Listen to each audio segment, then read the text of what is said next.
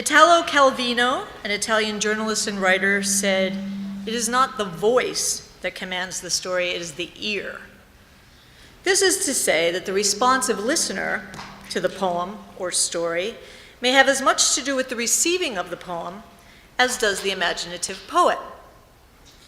In this way, participating in poetry is a co-creative exercise, so you're all involved. Poetry is a social activity in that these words are meant to be heard, meant to be shared. It has always been this way.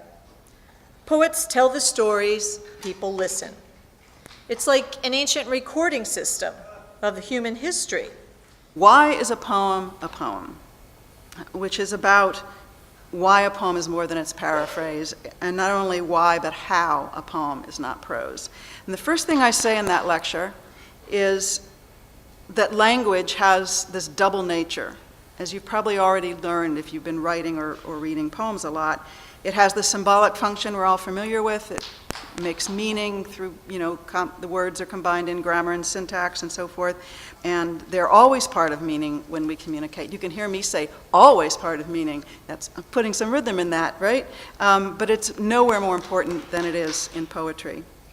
So what's great about poetry out loud is that you really have to embody the poem to do this well, and I'm sure everyone on this stage has learned this already in order to do this well. And that's what I think is so great in this program. So I'm going to read some poems, and I'll talk a little bit about each one of them, and I hope that will give you an idea of how I relate to poetry, what I use it for, what making poems means to me.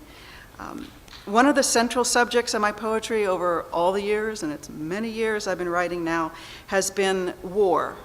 What the planes sprayed, they sprayed so we could see. That's what they said. They said, so we could see. So this is simple, isn't it? You there, me there, the shooter shot, the one not born yet, born.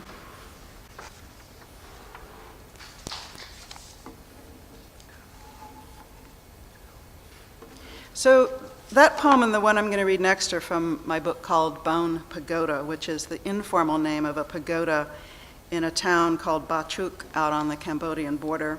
It gets its name from an ossuary there that preserves the bones of 3,000 people who were killed by the Khmer Rouge in 1978. So on the way back from visiting the Bone Pagoda, we stopped at this place called Sam Mountain, or Nui Sam in Vietnamese. It was supposed to be a restful stop, but it was not, for me at least, because this was my encounter there. So the poem is just called Nui Sam.